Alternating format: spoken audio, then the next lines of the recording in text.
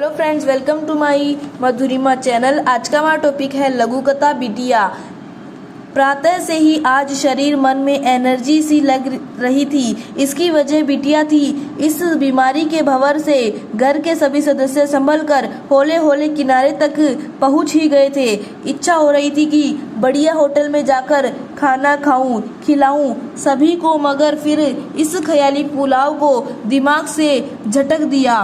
पिछले कुछ आपातकालीन दिनों की यादें तो मन में लंबे समय तक रहेगी। वो मेरी आंखों की कई दिनों की तकलीफ, फिर लॉकडाउन के खतरों के बीच ऑपरेशन करवाना, फिर कुछ दिनों शरीर में अजीब सी कमजोरी लगने लगी थी। 2-4 दिन सोचता रहा, शायद आंखों के ऑपरेशन और गर्म दवाइयों से ऐसा हो रहा होगा। यही कहकर मन को समझाता रहा। इस बीच बेटी वृंदा को भी तेज बुखार आने लगा था। हाथ पैरों में भी दर्द था। हम सब समझते यह कोई मौसमी बुखार होगा, मगर चेक करवाने पर जो रिपोर्ट आई उसे देखकर सिर घूमने लगा। वृंदा कोरोना पॉजिटिव निकली। अब अगली चिंताएं बढ़ने लगी थी कि सभी को चेक करवाना अनिवार्य होगा। मन में चिंताएं बढ़ने लगी थी। अब तो अगले ही दिन सुबह से मैं अस्पताल पहुंचा तो कोरोना के लिए टेस्ट करवाया।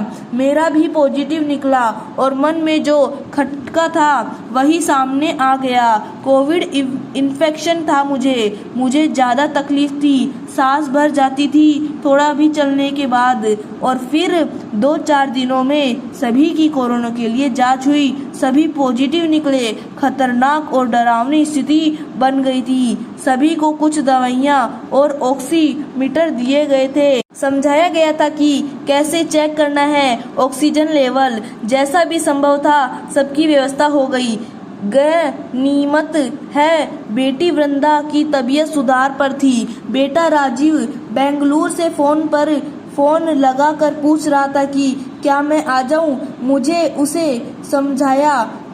मैंने उसे समझाया यहाँ आकर तुम भी परेशानी में पड़ सकते हो, और अभी मुझे छोड़कर सभी चल फिर रहे हैं। तुमको तुरुप के इक्के के समान समझ रहा हूँ। जब भी परिस्थितियाँ दुभर लगने लगेगी तुमको बुला लूंगा।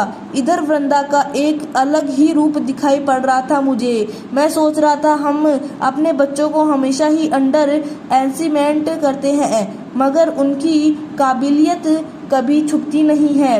वृंदा घर में इलाज करवाते हुए अस्पताल में फ़ोन करके मेरे सब हालचाल जानना, डॉक्टर से बात करना, दवाओं की खबर रखना, सभी काम निपुणता पूर्वक निपटा रही थी। मुझे कुछ दिनों में घर रहकर आराम करने की सलाह मिल गई थी। घर पर देखा वृंदा खुद के ऑफिस के ऑनलाइन कठिन काम निपटने के अलावा पूरे घर की व्यवस्था और अपनी वृद्ध दादी की हर बात की चिंता रखी थी। गजब एनर्जी लेवल और हौसले से हर तकलीफ का निवारण और हल निकाल रही थी। अब वृंदा समेत सबकी तबीयत लगभग ठीक होती जा रही थी। पत्नी सृष्टि का थका सा चेहरा मुझे उद्वेलित करता था, मगर क्या हो सकता था। खैर, अब सब पुरानी बातें छोड़े।